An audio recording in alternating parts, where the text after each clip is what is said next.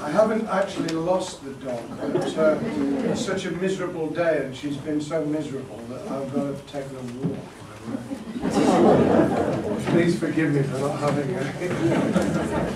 In any case, she's heard too much of me. Well, ladies and gentlemen, as you can see, you're getting 2 for the price of 1 today. So you're very lucky, and with a little luck you might even get the dog towards the end, as long as he wipes his feet. David Blunkett really needs no introduction at all. He and I first came across each other when I was writing reports for the Shipman Inquiry, and I was busy trying to persuade him to adopt some of my recommendations. I pretty well succeeded. And then I disappeared. Not only did you disappear, but the government moved coroners from the Home Office to the Department of, well, it's now Justice, it was then Constitutional Affairs, and we had to start all over again. We still haven't got there. Now, you got that off you wanted to get. I did.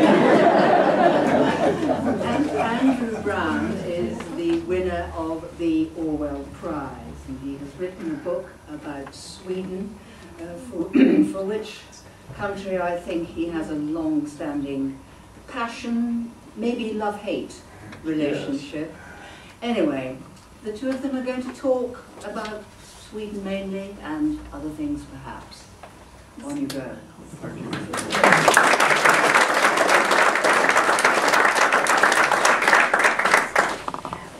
Well, I mean, David, I'm slightly curious as to why people in England should want to read about Sweden at all, what it means in the mythology of the Labour Party.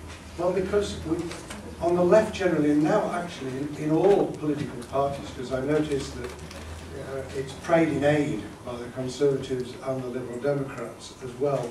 There's this kind of rosy view which you're going to demolish for us this afternoon, about how everything is in your book, Utopia.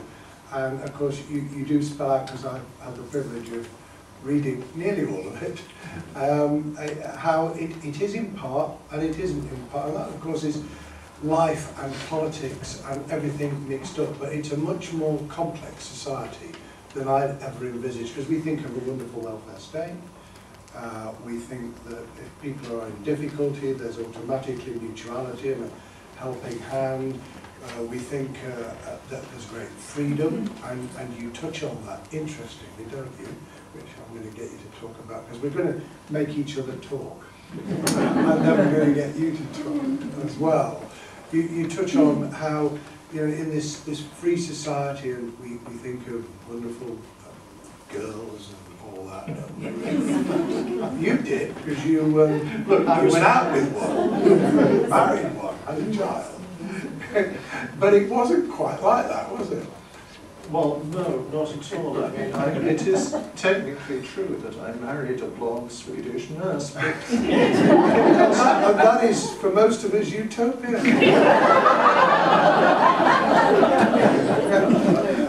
My fiancée, who I'm marrying in the autumn, is not here, so I'm free to get away with it.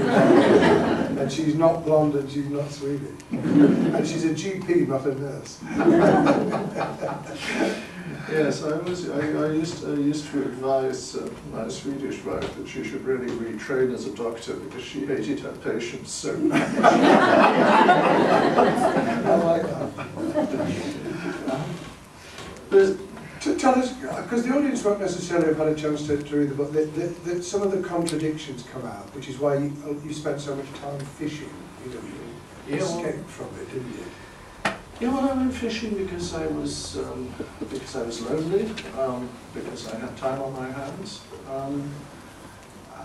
because it was actually quite helpful if you're poor to have stuff to eat, which you can remove from the lakes, and you don't think of poor Swedes, do we? But in your book, quite a lot of the people that you write about were poor, weren't they? My cousin, but my favourite Swede almost in the entire world is my mother-in-law, my ex-mother-in-law.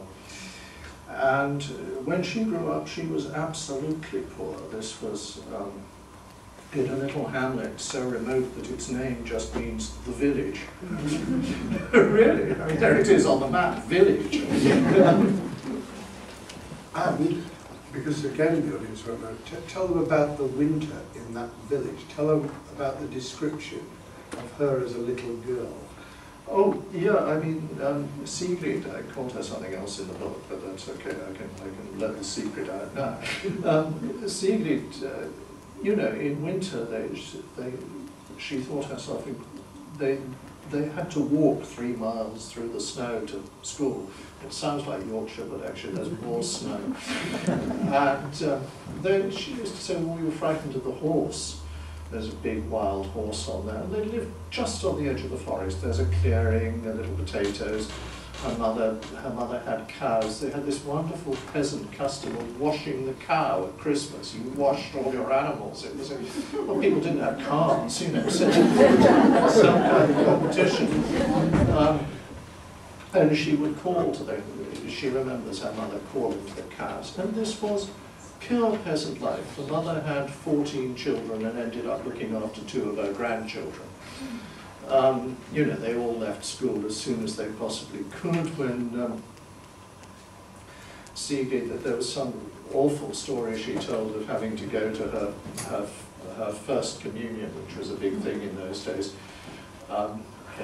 in shoes which should have been black, but she only had brown shoes, or beige shoes, as she described them. So her father had rubbed them up with boot polish so that they looked black, but it was raining, so as she knelt at the altar, she knew everybody in the church could see the great streaks of black outside.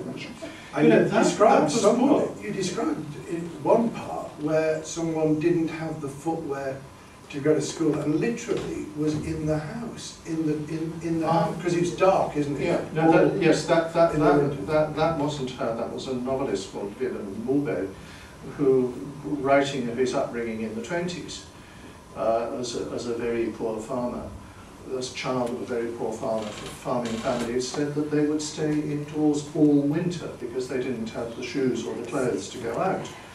And, you know, come May, it was what they called the first barefoot day. And we could run out. You ran out all summer long. And do you think it was embryonic of Sweden that people ran out? I mean, the summer, I've only been to Sweden once, and that was for 24 hours this March, and it was just coming out of winter.